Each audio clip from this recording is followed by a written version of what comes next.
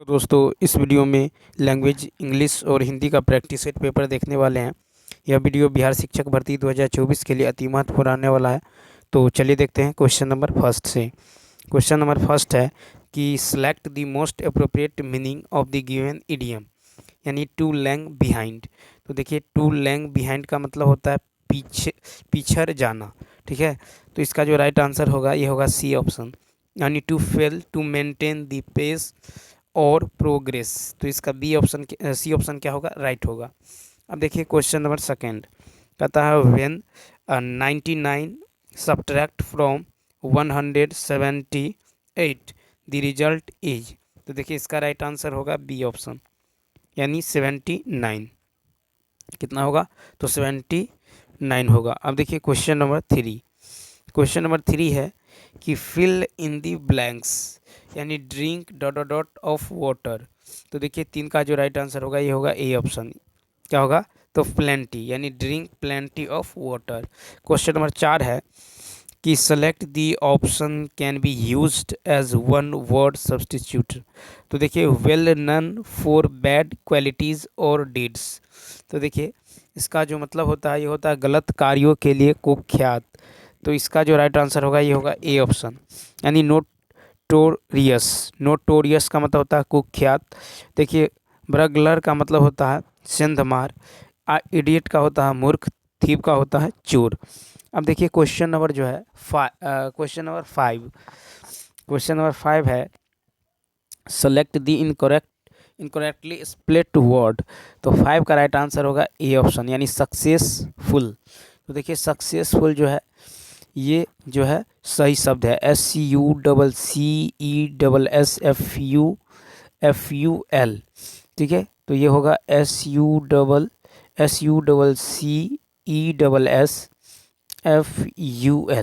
ठीक है, FUL। तो ये क्या होगा, राइट आंसर होगा। ठीक है, तो इनमें इनकरेक्टली है ये सक्सेसफुल कैसे लिखा जाएगा, तो SUCCESSFUL। अब देखिए स्ट्रेटजी का मतलब होता है रणनीति। ठीक है, डिफिनीशन का मतलब होता है परिभाषा, और कॉन्टीन्यूसली का मतलब होता है लगातार। क्वेश्चन नंबर सिक्स है कि fill in the blanks, the money was divided dot my four sons. तो क्वेश्चन नंबर सिक्स का राइट आंसर होगा बी ऑप्शन। क्या होगा, एमोंग, यानी the money was divided among my four sons. Question number seven. Question number seven है select the most appropriate antonym of the given word process. तो देखिए seven का right answer होगा A option. क्या होगा, ए ऑप्शन। तो POSSESS का मतलब होता है अधिकार, कब्जा करना। इसका एंटोनिम होगा रिलीज करना, यानी मुक्त करना। ठीक है, क्या होगा, रिलीज। अब देखिए क्वेश्चन नंबर जो है एट। क्वेश्चन नंबर एट है select the most appropriate synonym of the given word reliable. तो एट का राइट आंसर होगा बी ऑप्शन, यानी डिपेंडेबल। ठीक है, तो देखिए रिलिएबल का मतलब होता है भरोसेमंद। इसका सिनोनिम होगा डिपेंडेबल, यानी भरोसेमंद, निर्भर होने योग्य, ऑथेंटिक और जेन्यून होगा। ठीक है, क्वेश्चन नंबर नाइन है। अब देखिए 9 से 13 तक जो है कहता है कि गद्यांश को ध्यानपूर्वक पढ़ के जो है आंसर देना है। ठीक है, तो क्वेश्चन चलिए देखते हैं। यहाँ से हिंदी जो है शुरू होता है। Question number nine. Question number nine है कि प्रतिष्ठा के अंबरों से लाद दिया जाता है, रेखांकित शब्द का तात्पर्य है। तो नाइन का जो देखिए इसका जो राइट आंसर होगा ये होगा सी ऑप्शन, यानी ढेर से। तो यहाँ पढ़ेंगे, देखिए स्कूल एवं बाह्य जो है पदार्थ सूक्ष्म मानसिक पदार्थ एवं भावों की अपेक्षा अधिक महत्व के विषय नहीं है। जो व्यक्ति रचनात्मक कार्य करते हैं, ठीक है, और समर्थ है, उसे भौतिक स्थूल लाभ अथवा प्रलोभन न तो लुभाते और न ही प्रोत्साहित करते हैं। विश्व में विचारक 10 में से एक ही व्यक्ति होता है जिसमें भौतिक महत्वाकांक्षी अत्यंत होती है। पूंजी का रचयिता कार्ल मार्क्स जीवन भर में निर्धनता से जूझता रहा। ठीक है, और देखिए जीवन के लक्ष्य भली भांति निर्वाह कर चुका था। यदि उसे पुरस्कार किया जाता है तो प्रतिष्ठा अंबरों से लाद दिया जाता है। ठीक है, तो यहाँ पे देखिए कहता प्रतिष्ठा के अंबरों से लाद दिया जाता है, रेखांकित जो शब्द का तात्पर्य क्या है, तो नाइन का होगा सी, यानी ढेर से। क्वेश्चन नंबर 10 है कि भली भांति निर्वाह कर चुका था, उपयुक्त वाक्यांश में क्रिया विशेषण है। तो 10 का जो राइट आंसर होगा बी ऑप्शन, यानी भली भांति। तो देखिए, भली भांति निर्वाह कर चुका था, उपरोक्त गद्यांश में क्रिया विशेषण जो है भली भांति है। ठीक है, क्या है? तो भली भांति क्या है? क्रिया विशेषण है। अब देखिए क्वेश्चन नंबर जो है, अब देखिए जो अव्यय क्रिया की विशेषता प्रकट करता है उसे क्रिया विशेषण कहते हैं। क्वेश्चन नंबर 11 कहता है भौतिक लाभ उन्हें नहीं लुभाते। तो एक का होगा बी ऑप्शन, यानी रचनात्मक कार्य करने वालों को। ठीक है, रचनात्मक कार्य करने वालों को भौतिक लाभ नहीं लुभाते। क्वेश्चन नंबर 12 है कि पूंजी का रचयिता कार्ल मार्क्स कथन से संकेत मिलता है कि पूंजी का अर्थ है।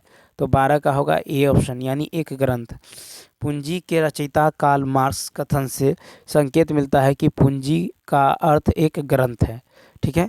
क्वेश्चन नंबर 13 है कि जो व्यक्ति रचनात्मक कार्य करने में असमर्थ है, वाक्य में रेखांकित शब्द के स्थान पर कौन सा शब्द प्रयुक्त किया जा सकता है। तो 13 का होगा डी ऑप्शन, यानी उपर्युक्त में से एक से अधिक।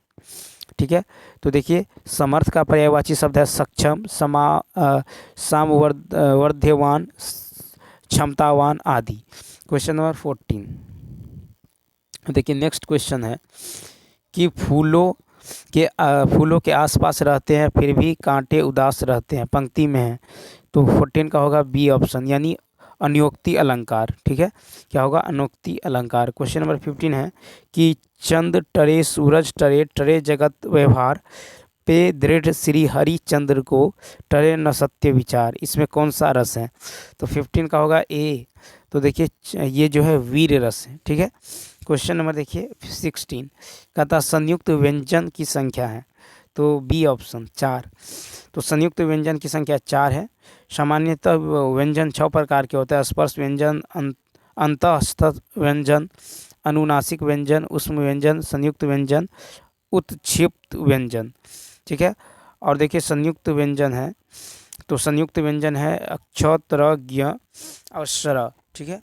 अब देखिए क्वेश्चन नंबर 17, क्वेश्चन नंबर 17 देखिए, क्वेश्चन नंबर 17 है कि कौन सा शब्द स्त्रीलिंग है। 17 का होगा बी सूचना। सूचना शब्द क्या है? स्त्रीलिंग है। ठीक है। और क्वेश्चन नंबर देखिए, क्वेश्चन नंबर 18 है कि संयुक्त व्यंजन है। तो 18 का होगा ए ऑप्शन, यानी श्रव। तो संयुक्त व्यंजन क्या है? श्रव है। ठीक है, 18 का ए ऑप्शन। अब देखिए संयुक्त व्यंजन की संख्या 4 है। संयुक्त व्यंजन है अक्ष, त्र, ज्ञ और श्रव। क्वेश्चन नंबर 19 है कि योग रूढ़ शब्द कौन सा है। तो 19 का होगा सी ऑप्शन, यानी दशानन। योग रूढ़ शब्द क्या है? तो दशानन है। ठीक है। क्वेश्चन नंबर 20 है कि कारतूस और कर्फ्यू किस भाषा का शब्द है। तो 20 का होगा सी फ्रेंच। तो कारतूस और कर्फ्यू फ्रेंच भाषा का शब्द है। फ्रेंच भाषा से आए अन्य शब्द कृपन, अंग्रेज, बिगुल है। अरबी भाषा से आए शब्द है तरक्की, दवा, दिमाग, शाम, दुनिया। फारसी भाषा से है जिंदगी, जहर, दिल, शादी, गुलाम। और तुर्की भाषा के शब्द है बेगम, लाश, ताश, चाकू। क्वेश्चन नंबर 21 देखिए, क्वेश्चन नंबर 21 है कि अजायब घर हैं। तो 21 का होगा ए ऑप्शन, यानी संकर शब्द। अजायब घर है संकर शब्द। ठीक है। उसके बाद देखिए क्वेश्चन नंबर 22 है कि पंकज, जलज आदि किस प्रकार के शब्द है। तो 22 का सी ऑप्शन, यानी योग रूढ़। क्या होगा? तो योग रूढ़। क्वेश्चन नंबर 23 है चार दीवारी का शुद्ध रूप निम्न में से कौन सा है। 23 का सी ऑप्शन, यानी चार दीवारी। ठीक है। तो चार दीवारी का शुद्ध रूप है चार दीवारी, दो दीर्घिकार, वो आकार और दीर्घिकारी। ठीक है। अब देखिए चार दीवारी का अर्थ होता है मैदान, क्षेत्र आदि को चारों ओर से घेरने हेतु बनाई गई दीवार। 24 है कि जो स्त्री सूर्य भी न देख सके, वाक्यांश के लिए एक शब्द है। 24 का बी। ठीक है। असूर्य, असूर्य अम्पस्या। ठीक है। अब देखिए जिसका कोई शत्रु न हो, अजात शत्रु। मन की बात जानने वाला, तो अंतर्यामी। गुरु के समीप रहने वाला विद्यार्थी, अंतेवासी। और जिसके बिना काम न चले, अपरिहारी। क्वेश्चन नंबर 25 है कि स्त्रीलिंग पुल्लिंग कौन सा जोड़ा सही नहीं है।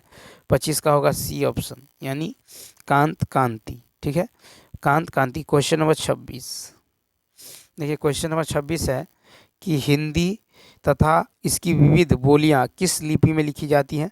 तो 26 का होगा सी ऑप्शन, देवनागरी में। ठीक है। और क्वेश्चन नंबर 27 है कि गगनचुंबी शब्द में कौन सा समास है? 27 का होगा बी ऑप्शन, यानी तत्पुरुष समास। गगनचुंबी शब्द में तत्पुरुष, गगनचुंबी गगन को चूमने वाला। ठीक है।